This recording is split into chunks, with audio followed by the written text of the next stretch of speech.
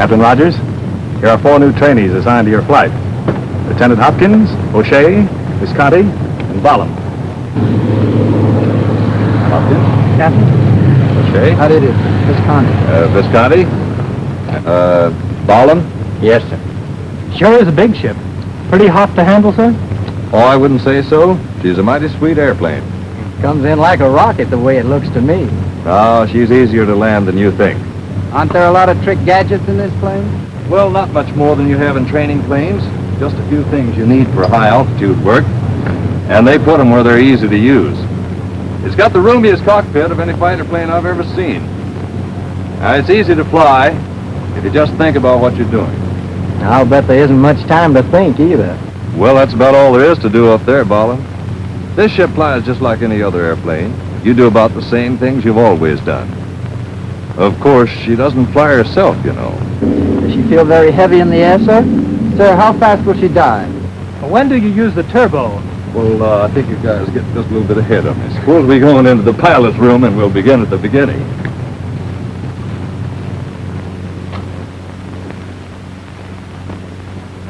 Well, plant yourselves, boys, while I climb out of this stuff. Well, now, if I'm going to help you fellows understand the P-47, the best thing for me to do is to dish out a lot of facts quickly. We can get together for questions whenever you have them.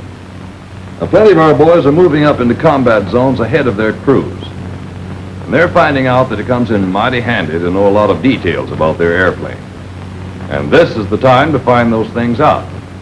Now, you should keep in mind that this airplane was built to give us our fastest, deadliest high-altitude fighter. Sir, you say high altitude. What altitude do you mean? Around 30,000 feet, between 25 and 35,000. Well, now you're going to be sitting up here behind 2,000 horsepower. That's a lot of power, but it's the best life insurance you can have. This airplane cost about $100,000, and they say it takes 30,000 man-hours to build it. I think it deserves some respect from pilots. Now, to handle the P-47 the way the Army expects you to, you should know everything possible about it before you take off the first time. You've got real armament and speed. You're not going to have any trouble with it because it's got good flying characteristics all the way. And it's good on landings. As for weight, well, you'll hear all the boys say you're never even conscious of this plane's weight anytime you've got flying speed. Well, now, let me show you how the P-47 is put together. To begin with, this is the biggest single-engine, single-seater in service. Has a wingspan just short of 41 feet. It's a little over 35 feet long. Stands 12 feet 8 inches high and weighs about 7 tons with a full load. The power plant is 2,000 horsepower with a turbo, and it swings a 4-bladed, 12-foot 2-inch Curtiss prop. Well, let's look at this power plant. This is an 18-cylinder Pratt & Whitney radial engine. It's the twin Wasp with 9 cylinders in each bank. Now, one of the first things I notice about this airplane is that it's a smooth flying ship in every way. She'll pick up a lot faster than planes you've been flying. And your turbo will allow the engine to develop its full 2,000 horsepower at high altitude. You want to learn all about this prop. It's a Curtiss electrically controlled constant speed propeller.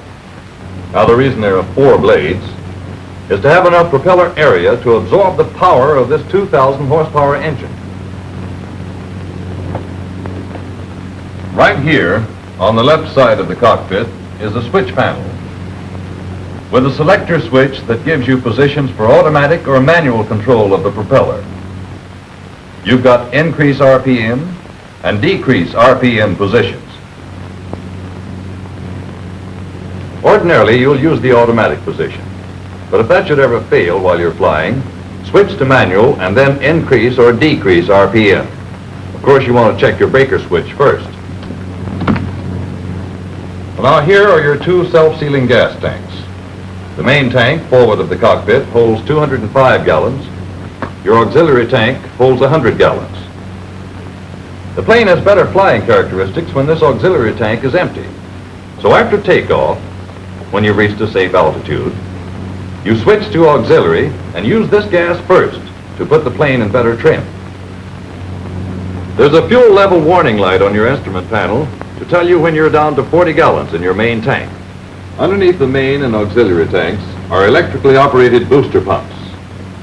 They're automatically on when fuel from that tank is being used. If the engine-driven pump fails, you turn your emergency and high-altitude rheostat to increase the speed of the booster pump. Captain, what's the fuel consumption of the engine? Well, that depends on your power and speed. For absolute minimum cruise, you'll use anywhere from 60 to 120 gallons an hour. However, at full military power, you'll consume as much as 275 to 300 gallons an hour. When the warning light comes on, you've got a maximum of 20 minutes left. Here's your oil tank up here, and down here are your oil coolers with shutters controlled from the cockpit. This is your main air ramp. This is your GE turbo. It's a lot more simple than it looks. The exhaust gases come from the engine, back through these pipes to the turbo. Compressed air leaves the turbo, comes through the cooling system here, back through these pipes to the carburetor, down into the internal compressor to the cylinders. This is the guts of the system. Let's take a look at the real thing over here. This is a cutaway of the turbo. Now up here is where all of the compression takes place. The exhaust gases come in here and spin this bucket wheel.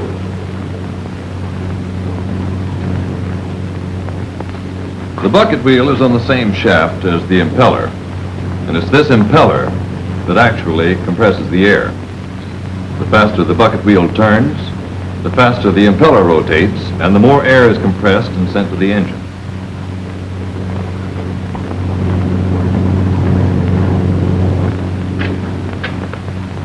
Here, just off the exhaust manifold, are waste gates. When these gates are wide open, the exhaust gas is dumped out into the air instead of being directed back to the turbo. But the higher you take your airplane, the more these gates will close, which means the exhaust gas goes back in an increasing amount and puts the turbo to work compressing air for the engine. This action is controlled by a supercharger regulator. You guys will learn a lot about controlling your turbo when you're ready for altitude work. The throttle and turbo on the quadrant are normally linked together, but in transitional training you won't be using the turbo. Later on, if you want to get off the ground fast with full military power, you'll set the throttle and turbo control handle all the way forward, getting 52 inches manifold pressure and 2,700 RPM. Using maximum power for more than 5 minutes isn't a very smart idea, unless you happen to get a hiney on your tail.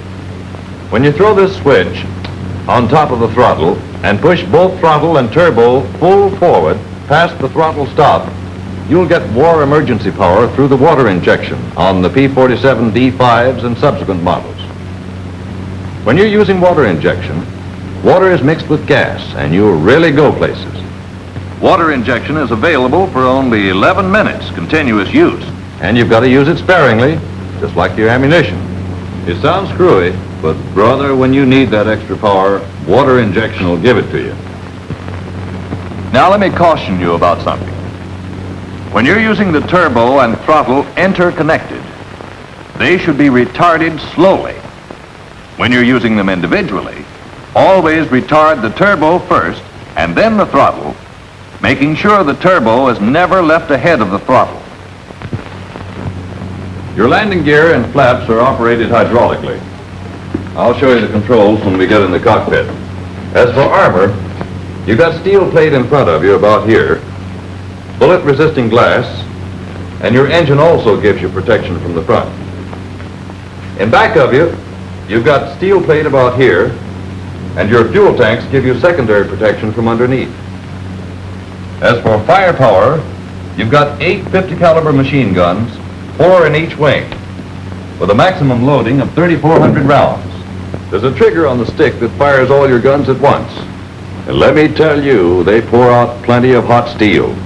How are the guns charged, sir? Manually, on the ground. Well, I think I've told you about everything you need to know. Outside of the fact the little man said there are 105,895 rivets in this airplane. And enough aluminum to build the biggest kitchen sink in the world. Any questions? Okay, Lieutenant, suppose you come out on the line and we'll check through the cockpit. And the rest of you might be looking through the poop sheets. And get some time in that Republic cockpit training.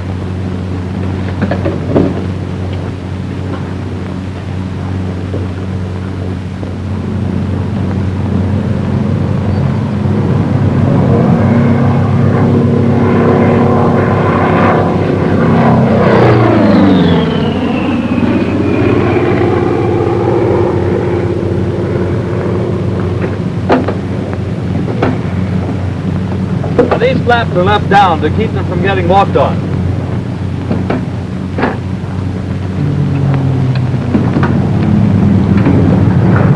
Well, now, nearly everything in here is familiar to you.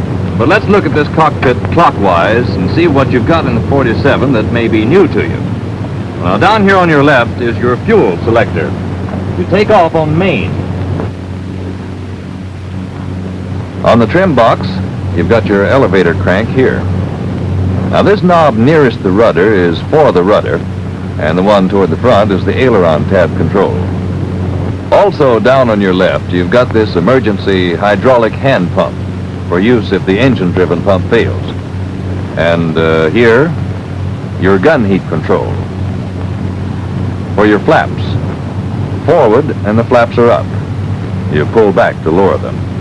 You can stop your flaps in any position by putting the control in neutral. Well, now then, for your landing gear, to raise the gear, you flip this safety lock, press this button, and raise the handle. And be sure to let it go all the way up. To lower the gear, push the handle all the way down.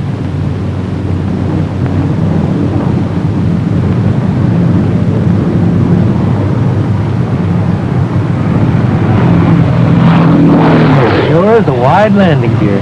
You betcha. And that's a big plus for pilots. Well, now then, up here are your indicators for oil and intercooler shutter. Open for takeoff, neutral for landing. They're electrically operated from the switch panel. Well, now, going on clockwise, this is the gun and camera switch. And make sure it's off when you're landing. Turbo, throttle, prop, mixture. When you're starting the engine, you'll keep the mixture control in idle cutoff until the engine is firing. On your switch panel, there's your generator switch, propeller switch, and the rheostat that determines the speed of the booster pumps for your fuel supply. This, of course, stays in starting, except in emergency if the engine-driven pump fails. Here's the landing gear warning light. It's a very important little item. When you push the throttle forward on takeoff, the warning light will come on and will remain on until the wheels have been retracted and they're definitely up and locked, at which time the light will go off. It will remain off until your throttle is almost fully retarded, as in coming in for a landing. The light will then come on and stay on until you have lowered your landing gear and it's fully down and locked.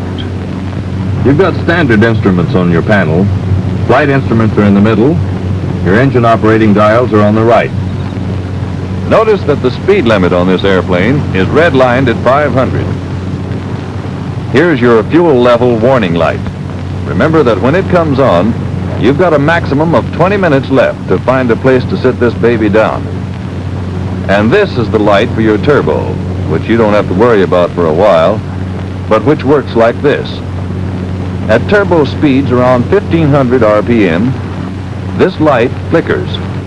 That tells you the light is in working order. And then it goes off until your turbo reaches about 18,000 RPM. And then it starts to flicker again. When your turbo gets up to 18,250 RPM, the light comes on steady and stays on steady until you reduce turbo speed below critical. The idea in high-altitude flight is to fly with this light flickering. Of course, you won't have to pay any attention to that until you get into altitude work. Now, the instruments on your panel are pretty much standard. Your criticals are shown in red, and you're okay so long as you're in the green. You've got your checklist, against which you can double-check your limits. Here is your parking brake.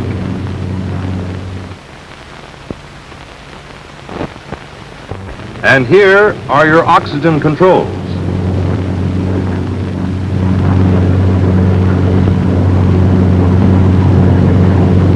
Before you start going on altitude missions, the oxygen officer will give you the details on your oxygen equipment.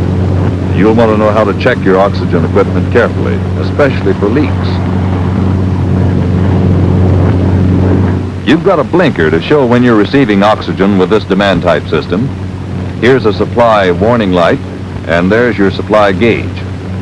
When the time comes, you'll get all the facts, so you'll always know how to use your equipment.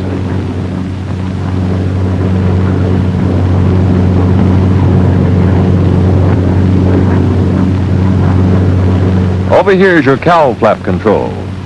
Open for starting.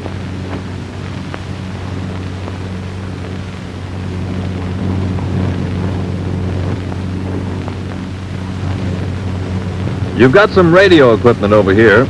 It's simple enough, but you'll get the details from your radio officer. Here's your tail wheel lock.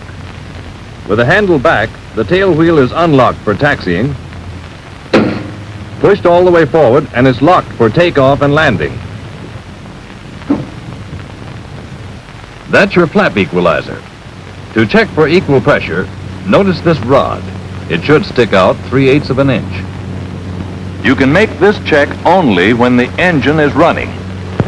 Now then, your canopy will slide forward when you press that release latch. Go ahead, try it. When you get it closed, take your finger and feel right under here for this nubbin. If you can feel it, she's locked all right. Right. If you want to get the canopy, you pull that ring and press the canopy release at the same time. And wind pressure forces the canopy back. Now then, if your canopy ever gets jammed on the ground, you've got these levers on each side. When you push them up, the glass panels fall out. Well, that looks like about everything. Except there sure is a lot of stuff in that switch panel. Oh, don't let that bother you. These are all circuit breakers down here, pop-out fuses. These are your light switches. They're all labeled and you can study them.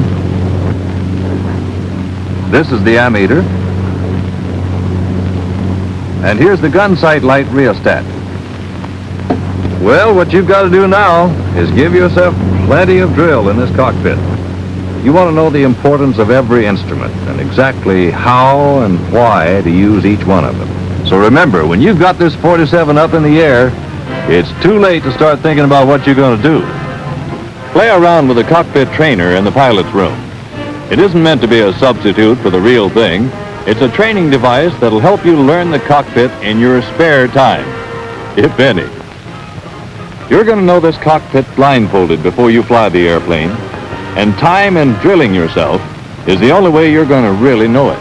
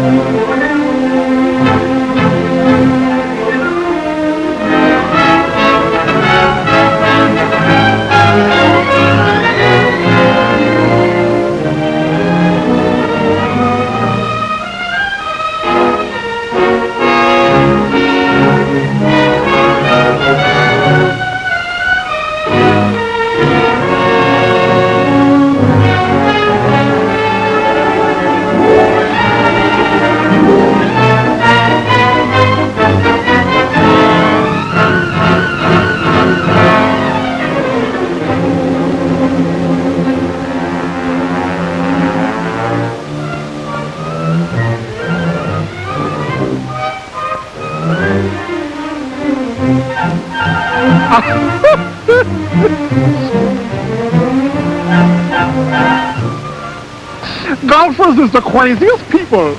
But from golfers, you pilots can get a serious lesson. If I ain't too personal, take this, for instance. The first rule is keep your eye on the ball. How many of you is looking at the ball? You said it. Me neither. But in golf, there are certain things you gotta do the same way every time. First, you gotta get the ship trimmed for a zoom down the runway. Cowl flaps open, landing gear resting firmly on the ground. The stick is eased well back until a stall occurs. Now full throttle. And the maneuver is completed with a normal loop. For you newcomers' information, maneuver is not what you put on your victory garden to make your vegetables grow. Then comes the approach. The one that works best for me is, hiya, Toots. No, pardon me. That's a different game. I mean, to reach your objective successfully, and I know you alert pilots in the audience is now ready for the moral, you gotta follow an established procedure. Make the right way the only way. An established procedure is what a good golfer does as his second nature. What the professor was trying to say is that in flying the P-47, there's an established procedure to follow from the moment you approach the airplane until you turn it over to the crew chief at the end of the flight. It's a procedure which you'll learn so well that it'll become part of your second nature, simple and natural, a habit. Well, how's she taking, Joe? There you go, sir. That's good. The lieutenant's taking his first hop in the 47 today. Good. You're getting ready to go up in the 47. And as a part of your regular procedure, you make an exterior check of the airplane, reporting anything that doesn't look just right to your crew chief, who's your team partner.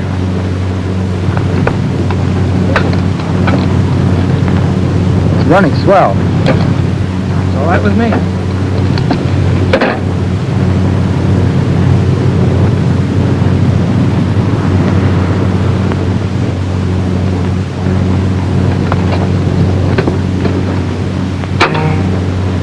All right, Lieutenant, clockwise check. Gas selector on main.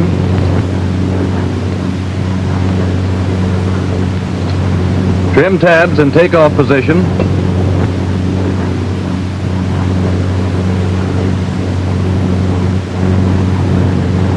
Flaps up. Landing gear down and locked. Oil and intercooler shutters checked for open. Turbo closed. Crack your throttle 1/2 to 3/4 of an inch. Prop lever pull forward. Mixture control and idle cutoff. Generator switch on. Prop control switch in automatic. Mags off. Battery off. Cage your flight instruments. Cowl flaps open. Radio off. Tail wheel unlocked. When you've made your clockwise check, you've covered your checklist. But you want to look at your list whenever you're in doubt, and also to check your limits. Clear? Clear. Mags on both. Battery on. All right, primer. 2 strokes is enough in this heat.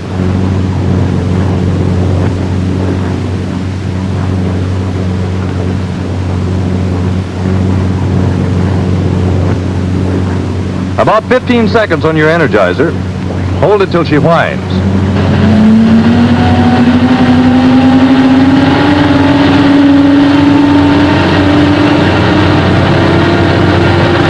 Clear? Clear. Engage.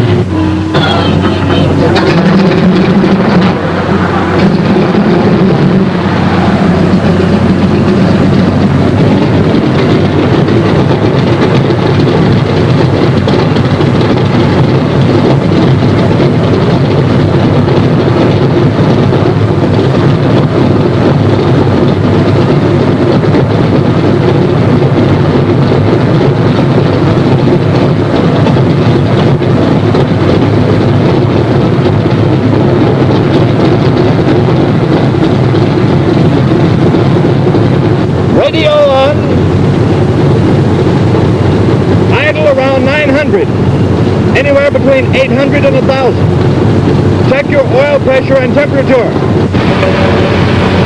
Army 8283 to Pine Apple Tower. Standing by Hangar 3 for taxiing instructions. Over. Pine Castle Tower to Army 8283. Okay to taxi. South on number 4. Over.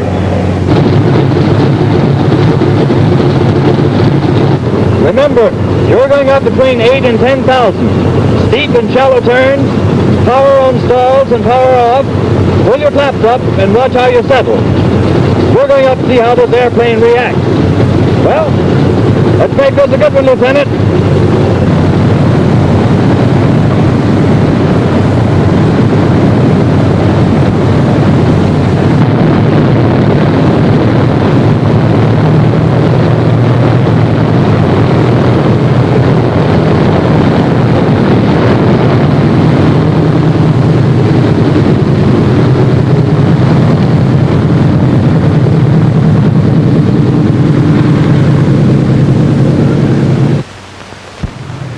Here you go for number 1. You're S-ing all the time you're on the ground.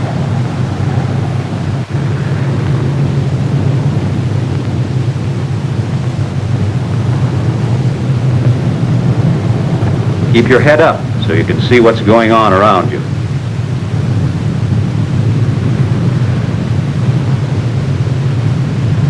You'll come to know that the position of your wheels is just under your inboard guns.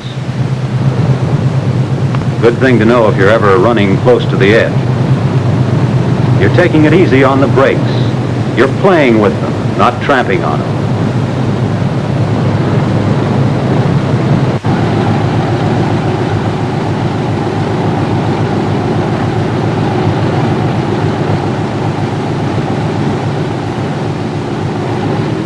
With mags and flap equalizer checked, we're ready to call the tower. Army 8283 to Pine Castle Tower. Ready for takeoff. Over. Pine Castle Tower to Army 8283. Okay to take off on number 4. Over. Like a kid crossing the street, you look up and down that runway.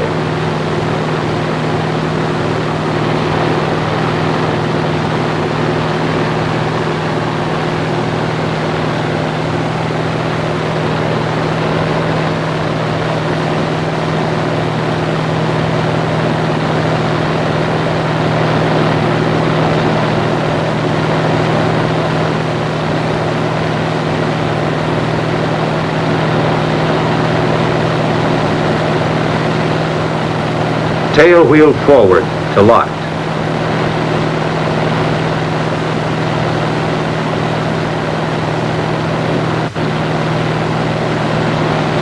Clear your engine. Here we go for a good one. Throttle forward with a steady positive motion. You're flying your 47 down the runway. You're not taking for granted that you're going to stay in the groove just because the tail wheel's locked. Keep to the center.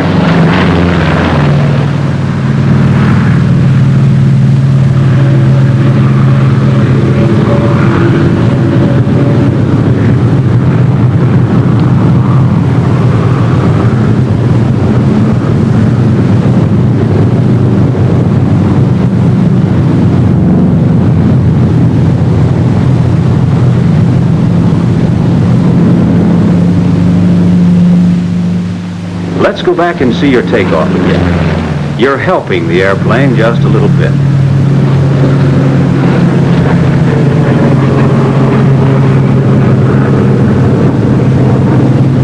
Feel your way to airborne.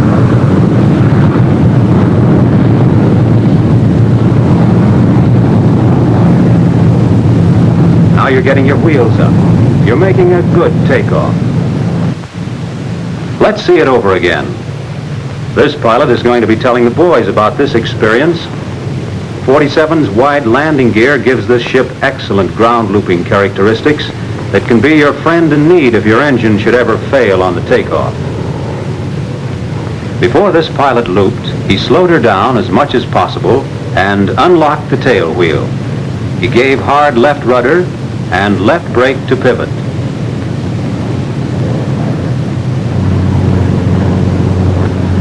As for you, you're out of the pattern now and established in your flying.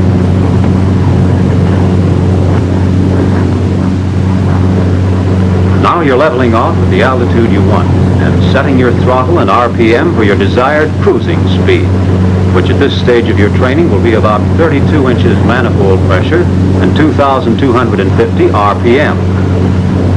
Switch from main to auxiliary. You want to keep those instruments in the green. Check your checklist on your operating limits.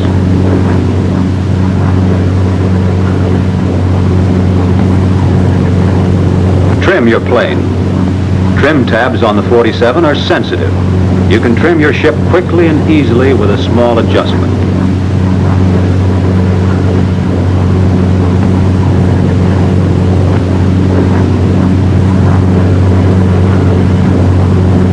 We're on a definite schedule on this flight, so let's get in those shallow and steep banks and get the feel of the 47.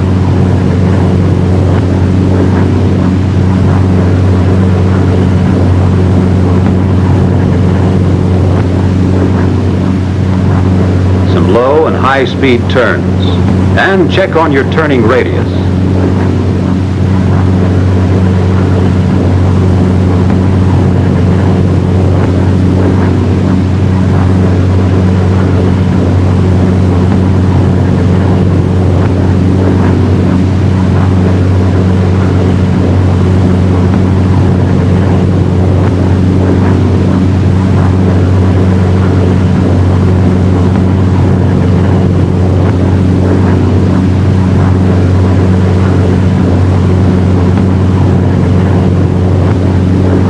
Practicing your stalls, notice the amount of altitude you need for recovery. You won't be in any doubt about when the P-47 is going to stall. It'll let you know.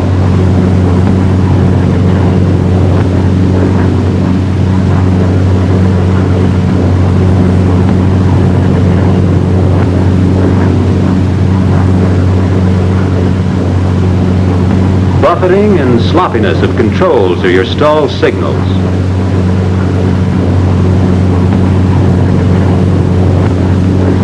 This airplane will drop straight. It has no tendency to spin.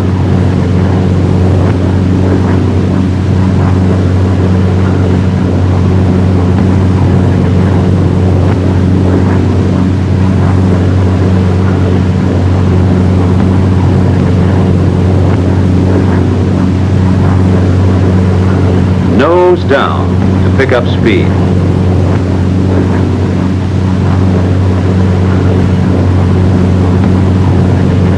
Let's have another one with wheels and flaps down.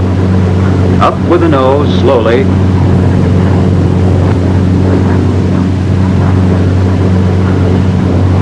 There she goes. Better check the stalling speed on your own individual airplane.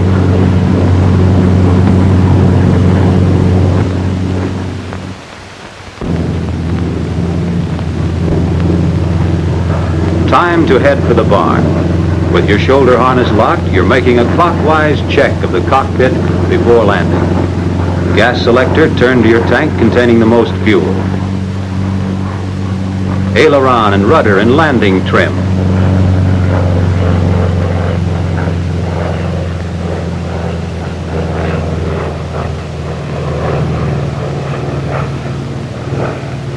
Oil shutters and intercooler shutters in neutral.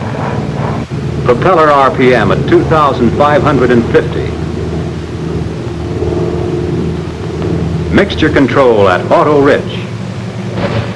Army 8283 to Pine Castle Tower. Standing by for landing instructions. Over. Pine Castle Tower to Army 8283. Okay for landing.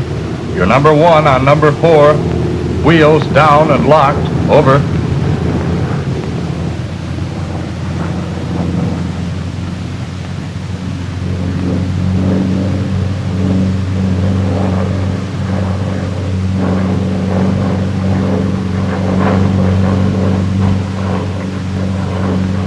Wheels down and locked. Roger. Canopy open. Cowl flaps closed. Check your flap equalizer. You want the rod to stick out 3/8 of an inch. At 1,000 feet, you're coming in on the base leg. At the turn, you're 600 to 800 feet. 150 indicated airspeed. Coming out of the turn, you're at 500 feet. Flaps full down. You set your 47 down on the first quarter of the runway.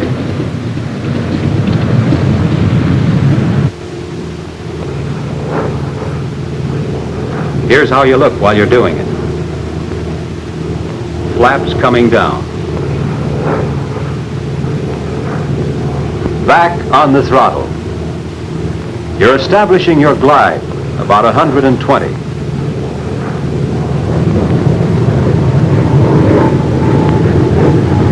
You're lined up with the runway. You're coming in for a normal 3-point landing. Smooth as silk.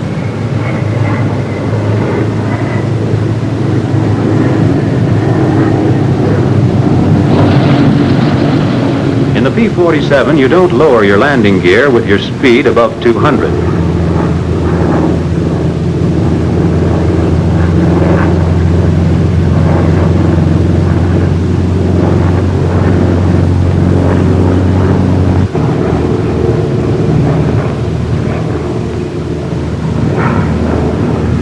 If your landing gear should fail to come down, get out of local traffic and find out what's wrong.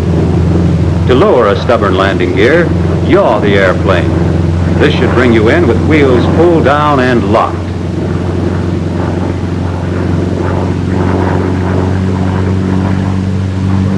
When you're making your turn for a landing, your speed is 150. Coming out, about 140. Never lower your flaps if your speed is above 190. If the flaps don't come down and there's no pressure indicated on the gauge, put the flap handle down and operate the hand pump. Be sure the landing gear handle is in neutral when you operate the pump.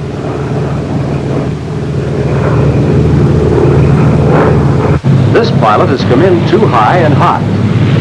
If you should ever find yourself in this position with too much speed or height to land in the first quarter of the runway, pour on the coal and boot it out of there.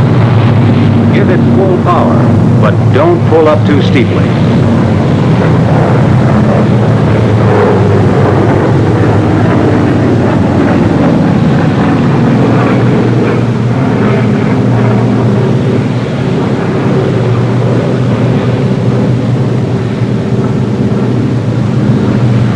When you're above 500 feet, milk your flaps up.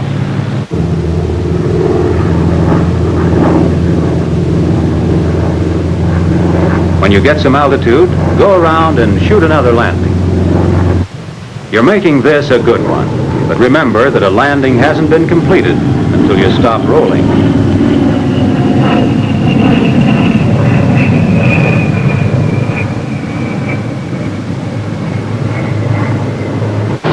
You're not riding your brakes.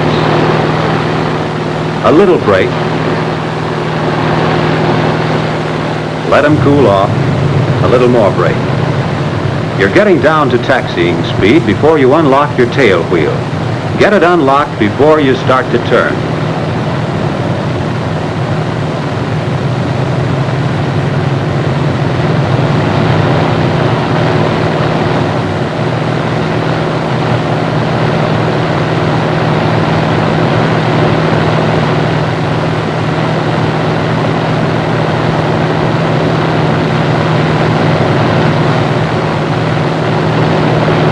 You're S-turning constantly to keep from chewing up somebody's tail. Cowl flaps open.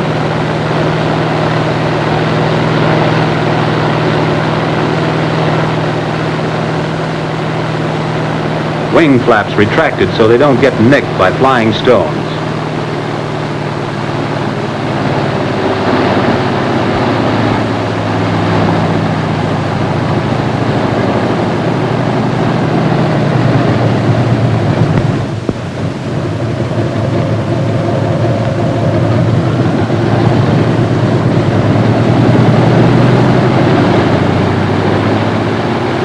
When you come into line, you want to leave your airplane the way you'd like to find it for an emergency takeoff. Parking brakes set until the chocks are under the wheels. Radio off. Clear the engine, 1,000 RPM, and then mixture control to idle cutoff. When the propeller stops rotating, cut the mags. Battery off. Fuel selector off. Rudder and aileron trim tabs to neutral. Flaps down. Generator switch off. Flight controls locked.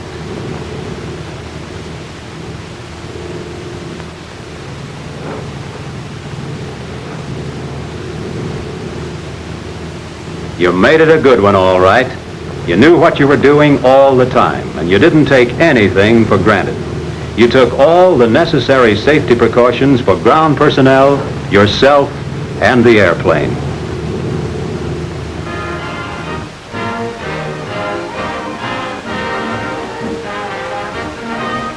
You kept your head up out of the cockpit, on the ground and in the air. You S'd the airplane all the time on the ground. You used the throttle smoothly on takeoff. You got off the ground nicely. Felt pretty good, too. You glanced frequently at your instruments to see that temperatures remained in the green. You used your time in the air to feel out the P-47, to discover stalling speeds and turning radius.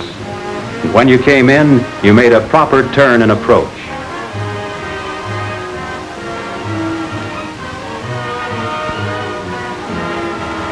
That's a nice job of flying.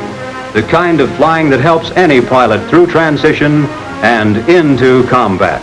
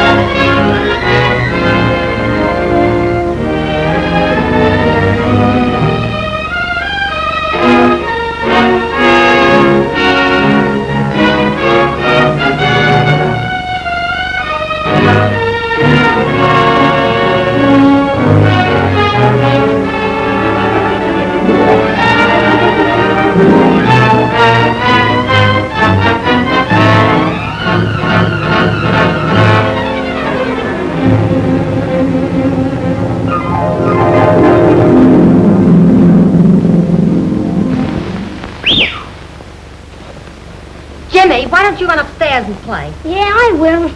Only I want Dad to see my pictures first.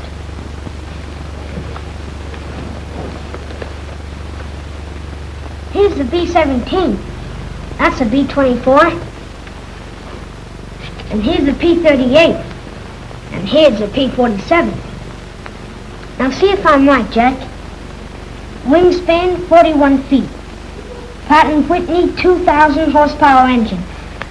A four-bladed, 12-foot, 2-inch propeller. I mean prop. I don't see any propeller. Of course you don't. It's turning over 2,700 RPM. Oh, I see. And what's this? That's a turbo supercharger. It's one I designed myself. It's a lot better than the one in the P-47. The air in my turbo comes through this duct. Jimmy, Why don't you duck? Not duck, duck. Science talk. Anyway, you gotta have a turbo supercharger to take a P-47 upstairs. Don't you know anything about airplanes? Jimmy knows his airplanes. He's not kidding when he says that the high-altitude performance of the P-47 depends on that turbo packing air into the carburetor. The turbo does for the 47 what the pilot's oxygen system does for the pilot. Keeps the ship flying high at fighting efficiency.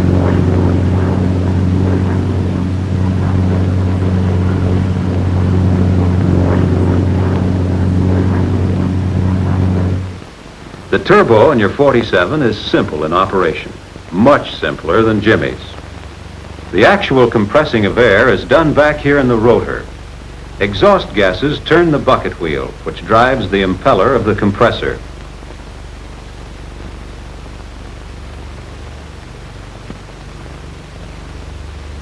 The waste gates in the exhaust system control the speed of the rotor by opening and closing, and thus directing more or less gas against the bucket wheel. The waste gates are operated by a regulator. The regulator, in turn, is controlled by the pilot when he changes the control setting on the quadrant. When you establish a control setting, the regulator will automatically operate the waste gates to maintain manifold pressure. As you increase altitude and decreased atmospheric pressure causes engine power to drop off, the waste gates gradually close. More exhaust gas is directed against the bucket wheel to make it rotate faster and compress more air. Now another indicator becomes important, the turbo overspeed warning light. When your P-47 nears its critical altitude, the rotor will reach about 18,000 RPM, and this light will blink. When the light stays on steadily, you have reached the maximum allowable speed of the turbo under normal conditions, 18,250 RPM. Anything that moves has a speed or stress limit, and that goes for the wheel and impeller of the turbo. They're not designed to hold up long at speeds over 18,250 RPM. The blinking light is a warning. The steady light means you've reached the critical speed of the turbo. Above critical altitude, you reduce manifold pressure to keep the warning light blinking while you continue to climb. Now, let's watch the controls in relation to a climb. The turbo light begins to flicker. Turbo speed is increasing. When turbo speed reaches 18,250 RPM, the light comes on steady. The pilot reduces power to the point at which the light flickers. He keeps reducing power as may be necessary to keep the light flickering throughout his climb. That's all he has to remember. Keep that light blinking. In P-47 D5s and subsequent models, the water injection system gives war emergency power for limited periods, increasing horsepower and rate of climb beyond military power limits. With water injection, you'll build up approximately 56 inches of manifold pressure and develop 2,300 horsepower. Water injection will increase your speed about 20 miles an hour. Save water injection for emergencies. Think of it just the way you do your guns.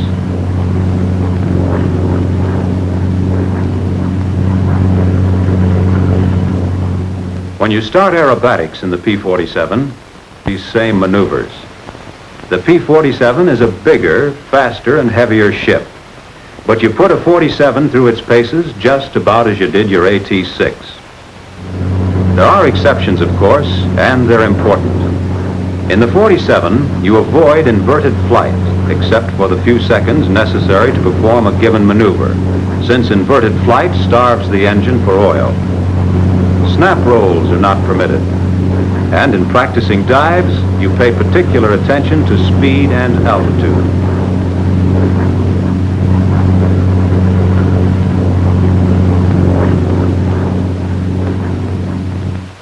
The P-47 can reach a speed of 500 miles per hour indicated from an altitude of 10,000 feet or below.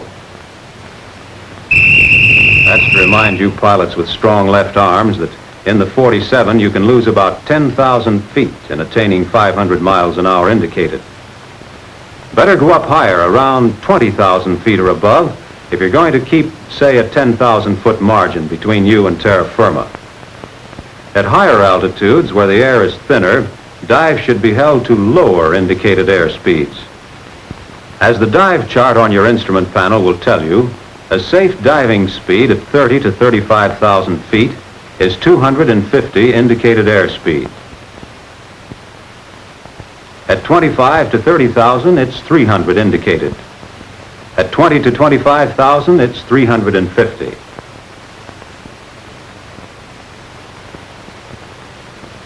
At 15 to 20,000, it's 400.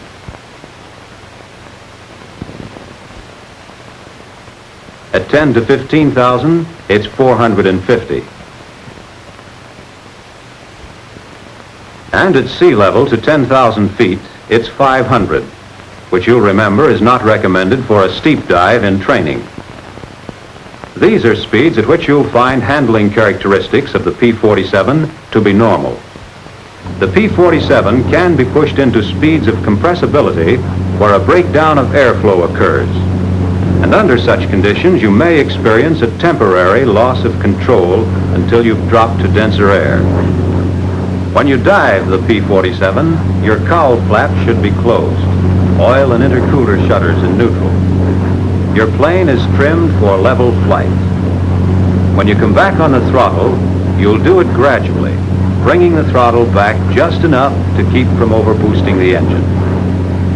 In your first dives, take it easy. Get on to this airplane's diving characteristics.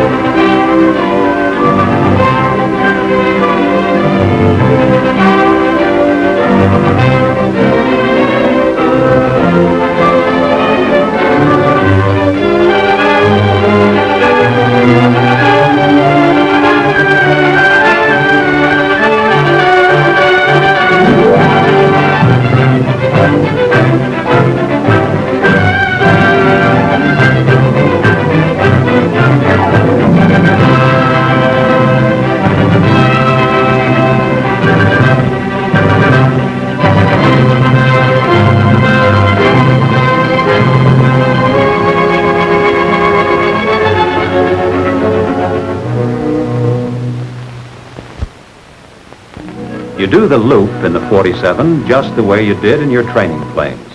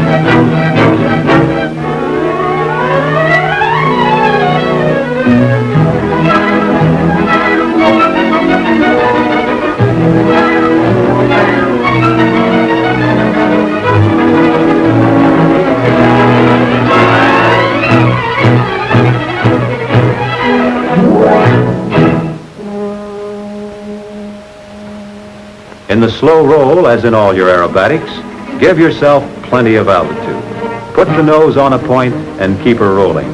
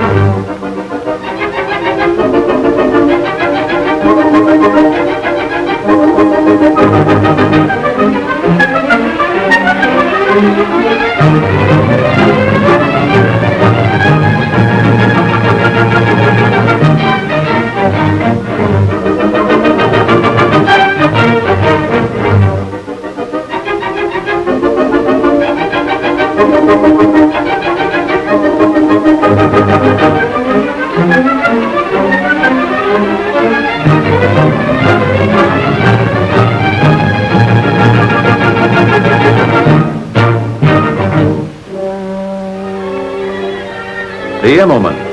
A good one takes plenty of power and speed.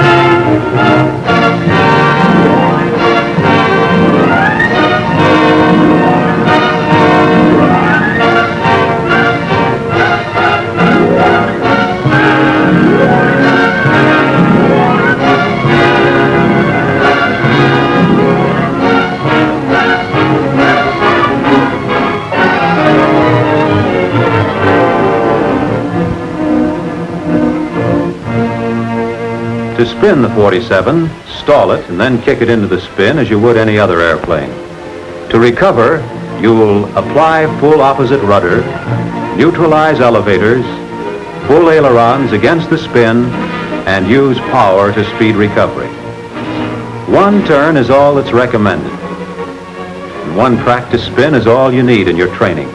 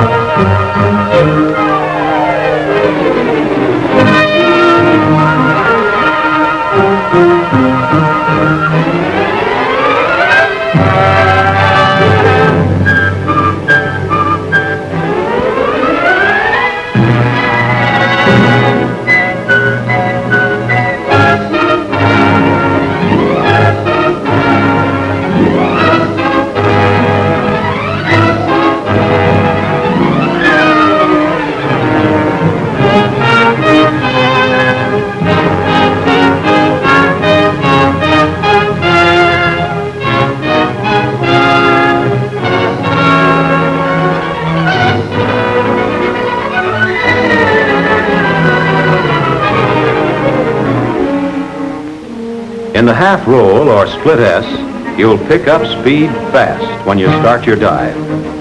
Always do this maneuver with plenty of altitude. and always with power off, spelled O-double-F. For skeptical pilots, we draw a diagram.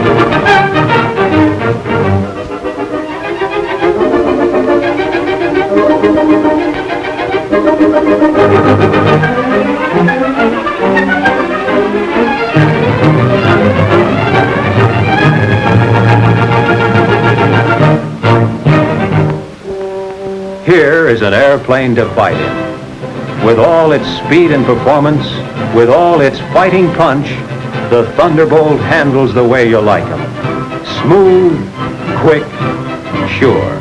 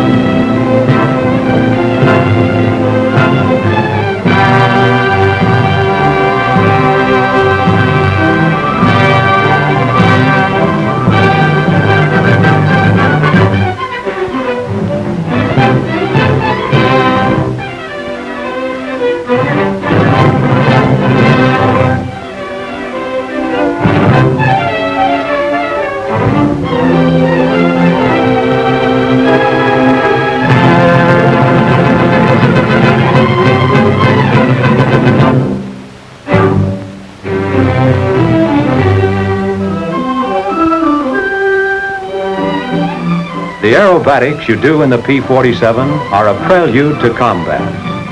When you're flying the Thunderbolt, you've got an airplane strapped to your pants that's designed to chase the enemy out of the sky. It takes two to do the job, the airplane and the pilot. To pilots of the P-47, good hunting.